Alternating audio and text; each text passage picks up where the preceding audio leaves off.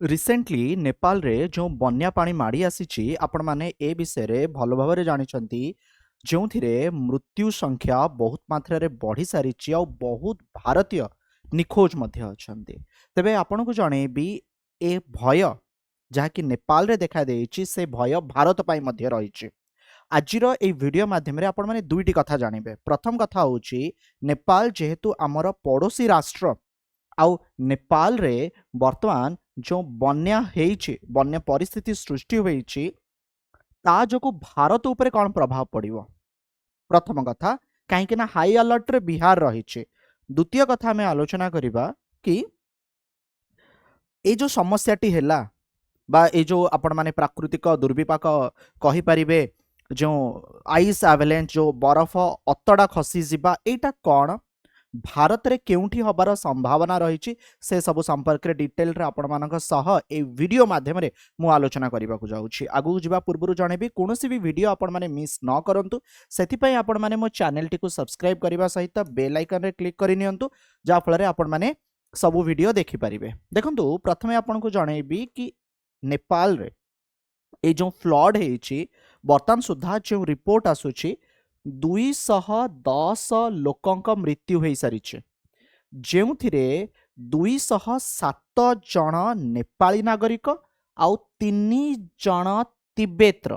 ये जो तिब्बत कथा कहुच्छे माने चाइनार कहीं तिब्बत एक ऑटोनोमस रीजन कहार ना चाइनार आउ ये जो समस्याटी एबे सृष्टि हैला माने जो कहुच्छे वर्षा हैलानी हठात केमिति बन्या आसीगला एटा तिब्बत रु ही हैला। मु जणेबी आपनकु मैप माध्यम रे जणेबी आउ पाखापाखी 1500 लोक मिसिंग अछंती। बड़ कथा होची कि एथिरे 300 भारतीय पर्यटक बा 300 भारतीय मध्य मिसिंग अछंती जो मानक मध्यरु मैक्सिमम नेपाल को बुलिबा पई जाइथिले। नेपाल रो जे फॉरेन मिनिस्टर अछंती से निजे कहउचंती more than 300 Indian nationals are among those missing जो मिसिंग संख्या रही। चाइना स्टेट रन सीसीटीवी से रिपोर्ट करुच्ची more than 500 people remain missing in Tibet पाखापाखि 550 रु अधिक लोक मिसिंग रही। Rescue and relief team continue तांकर सर्च ऑपरेशन करि चली जेतेबेले कि वेदर खराब अच्छी आ रोड डैमेज हो सारी। तेबे नेपाल रो ए घटना घटिबा पछरे रीजन फास्ट आपन को जणाई दउची। आपन को मु कहि भी थिली कि रिसेंटली कोन हेची गत काली नेपाल रे आउ तिब्बत ए जो बॉर्डर एरिया रही बॉर्डर एरिया रे कोन हैला ना एक भूमिकंप अनुभव हेची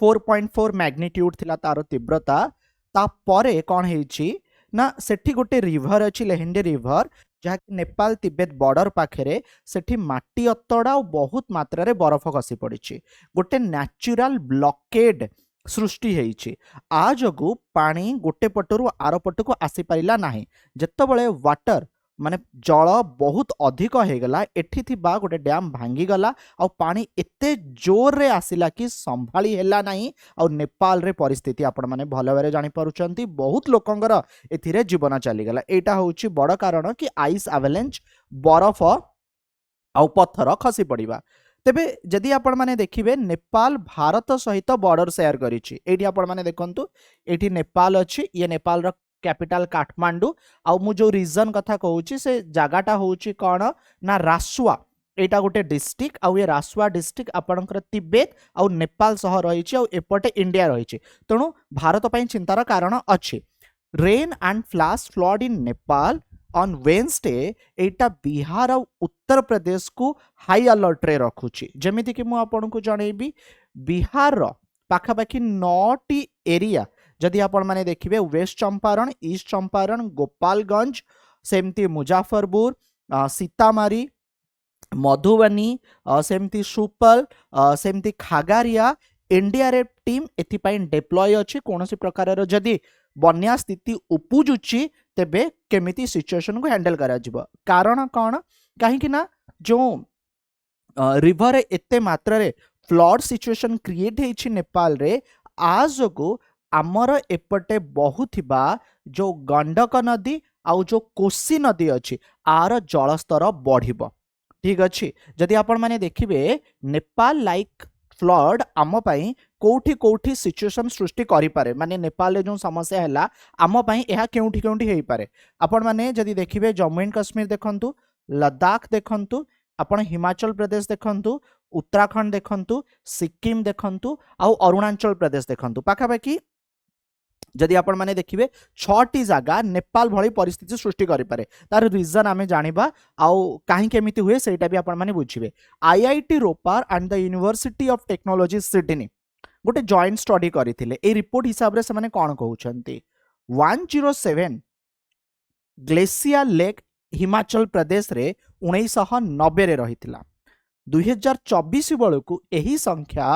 669 एथिरे 525% इनक्रीज होइछि भारतर आपण जेते ऊपर को जिबे सेते ठंडा माने आपण जेमती नॉर्दर्न एरिया जिबे चाइना जिबे सब ठंडा अंचल ठीक अछि ए 669 रु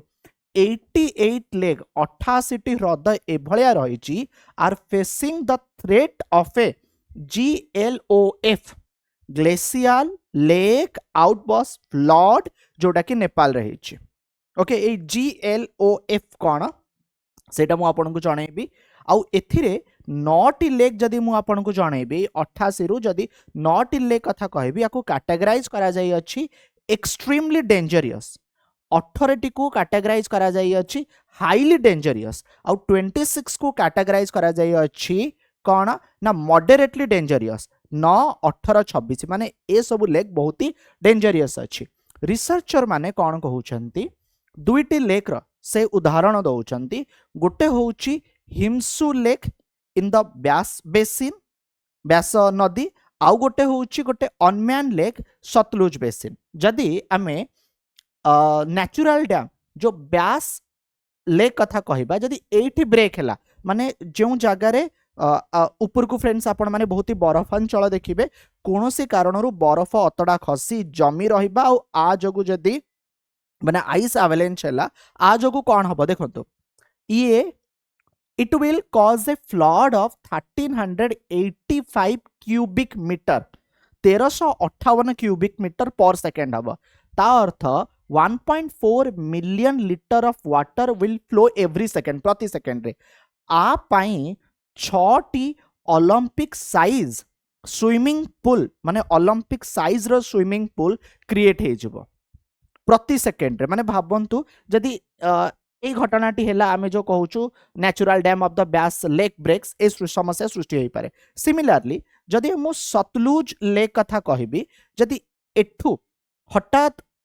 गोटे बहुत बड़ फ्लड आसीगला तबे 3507 cubic metres of water per second जबो अर्थ होची 3.5 million litre of water flow करिवो एवरी सेकंड एठी आपण बुझंतु जहा कि 588टा building dam hydro power project को नष्ट करबा पई सफिशिएंट तो नेपाल रे ए जो समस्या सृष्टि हैला जो मेन रिवर से रिवर होची भोटेकोसी रिवर जोटा कि ओरिजिनेट हेची तिब्बत रो चाइना तिब्बत बॉर्डर रो जोटा कि नेपाल रो नॉर्दर्न पार्ट ओके आउ ये जदि आपण माने देखिबे पाख जिल्ला रे बहुची जेमिति कि आमे जानिचु एठी सिंधु पाल्चोक डिस्ट्रिक्ट रहिछि जदि आपण देखिबे ये जॉइन करूची कोन ना सनकोसी आउ सप्तकोशी रिवर ए जो सनकोशी आउ सप्तकोशी रिवर ये Bihar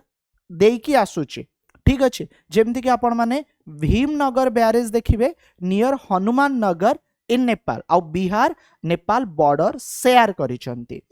this is near Birpur in the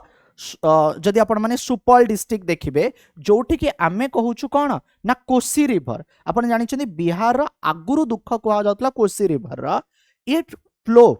okay to join the Ganges near Kursela जदि आपण माने काठियार देखिबे सो दैट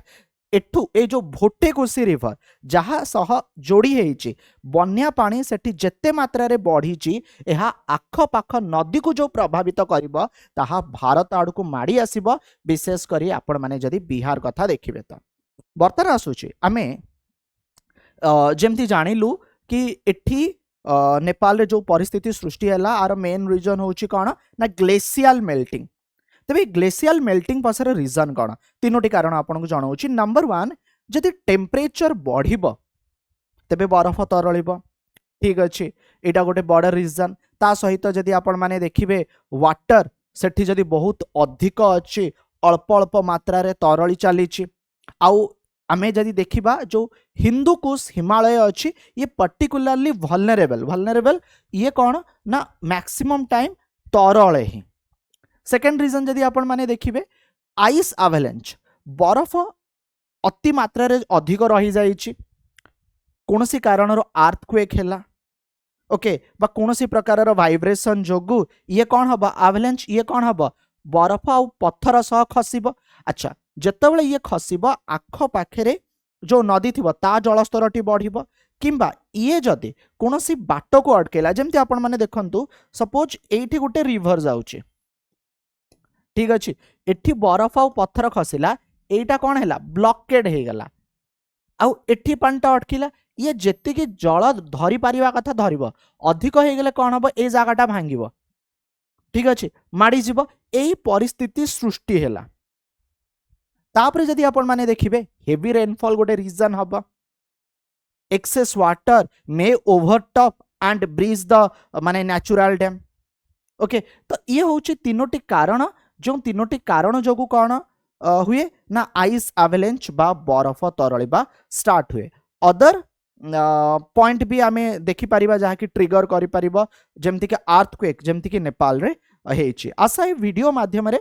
आपण माने सब किछि डिटेल रे बुझि गेले वीडियो पसंद आसिले अन्य मानको शेयर माध्यम रे जणाई परिबे धन्यवाद।